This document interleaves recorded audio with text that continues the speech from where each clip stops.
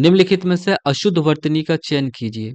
हमें क्या बताना है? अशुद्ध बताना है। इसका मतलब 3 सही यहाँ पर दे रखे हैं और 1 गलत दे रखा। निस्संदेह बिल्कुल सही है, डबल दंत से आता है। निसंकोच भी सही है।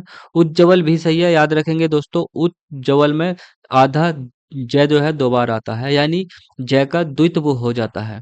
और ये संधि से बना शब्द है उत प्लस ज्वल। उत प्लस ज्वल। तो जब ता के बाद जा आता है तो ता भी जा में चेंज हो जाता है। अब यहाँ पे देखिए ता के नीचे हल है तो ये आधा ही रहेगा। जब ता आधा है तो जा भी आधा रहेगा और ज्वल स्वयं में आधा है ही पहले से ही। सही है, तो ये बन जाएगा उज्ज्वल।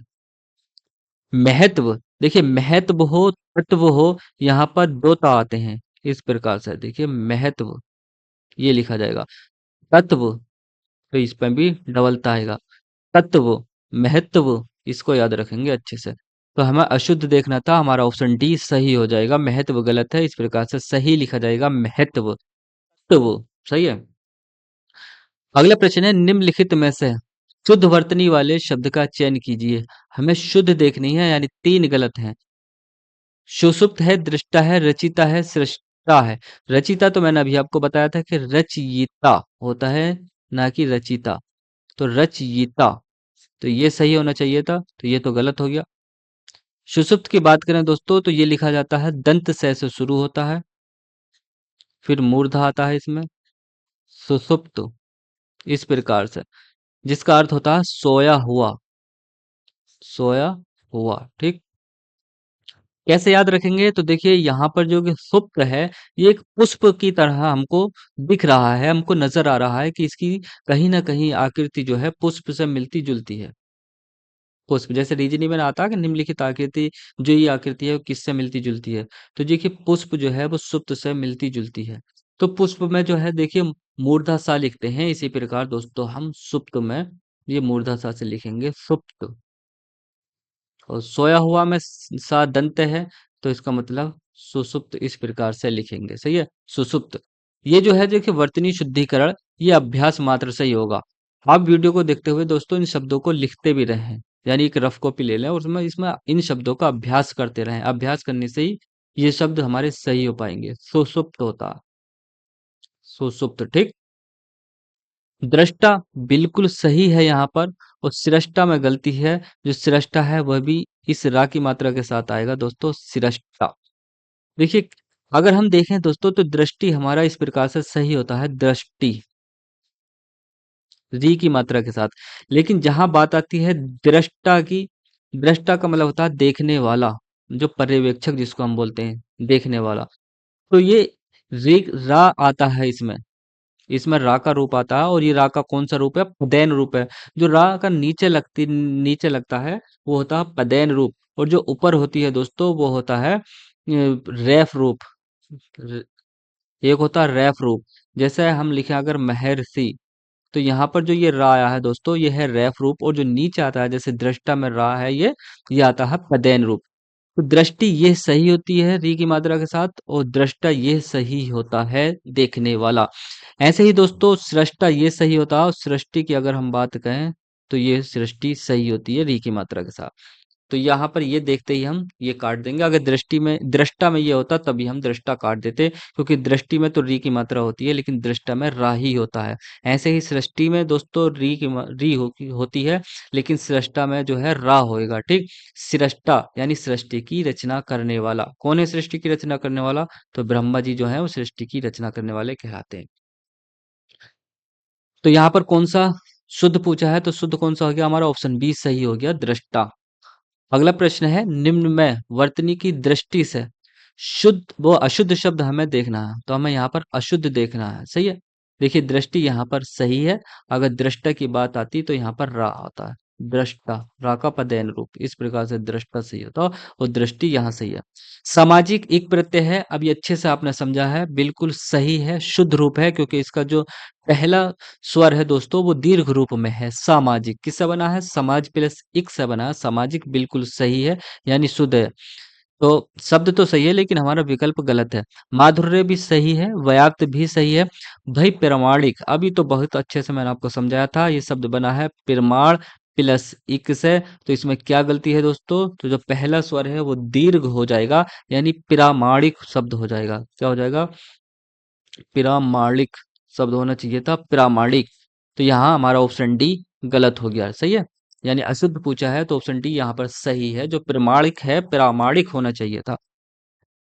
अगला प्रश्न है, निम्न में वर्तनी की दृष्टि से शुद्ध शब्द है, शुद्ध देखना है।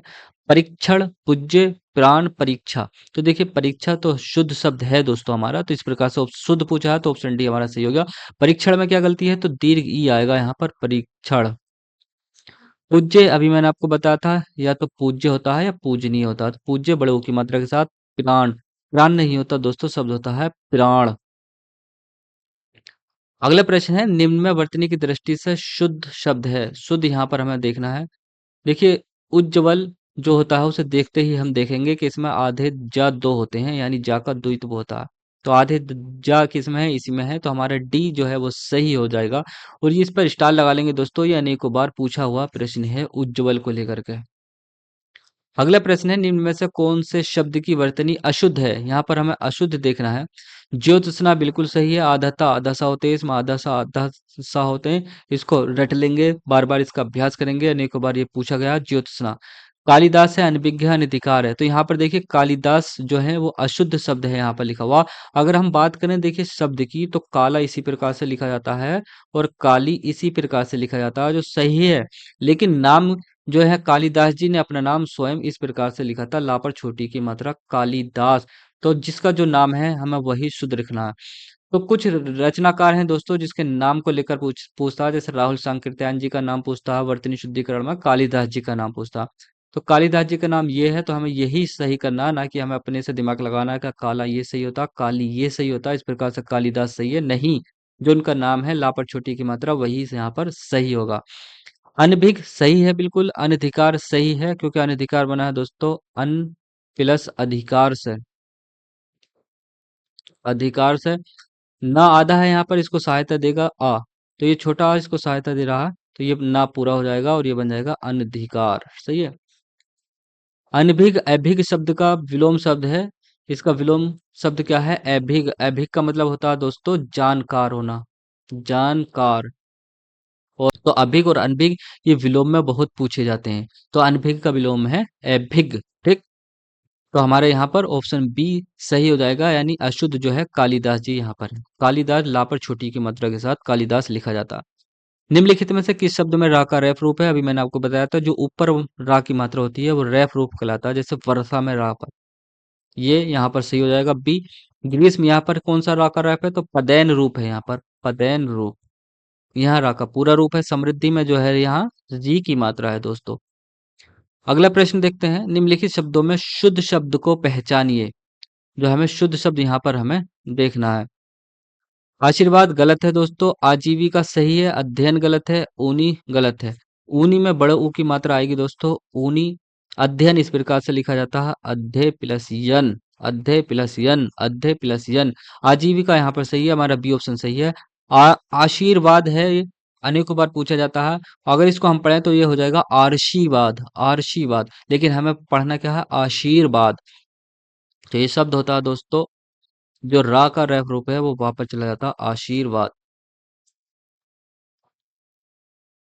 अगला प्रश्न है, शुद्ध वर्तनी वाला शब्द है। शुद्ध हमें देखना है, अधीन गलत है, अधीन यहाँ पर सही है दोस्तों। अधीन गलत है, अधीन गलत है। अधीन का मतलब होता है किसी का गुलाम होना है, किसी के अधीन होना। तो यहाँ पर छोटा आता है, ठीक, अधीन, यानी 14 का बी यहाँ पर सही हो जाएगा। अगला है, निम्नलिखित में से किसकी वर्तनी सही नहीं है? पढ़ना, ढोलक, ढक्कन, तड़पना। ये देखिए तड़पना होना क्या चाहिए? तड़पना, तड़पना। तो हमें इस प्रकार से तड़पना लिखा जाएगा। और इसमें निम्नलिखित में किसकी वर्तनी सही नहीं है, यानी अशुद्ध पूछा था, तो हमारा डी ही सही हो जाएगा यहाँ पर, क्योंकि ये तड़पना होना चाहिए था, देखा तड़पना। तो दोस्तों ये थी आज की हमारी वीडियो, आशा करता हूँ आपको पसंद आई होगी। वीडियो को अपने दोस्तों के साथ जरूर शेयर करें। आज के लिए इतना ही दोस्तों, जय हिंद।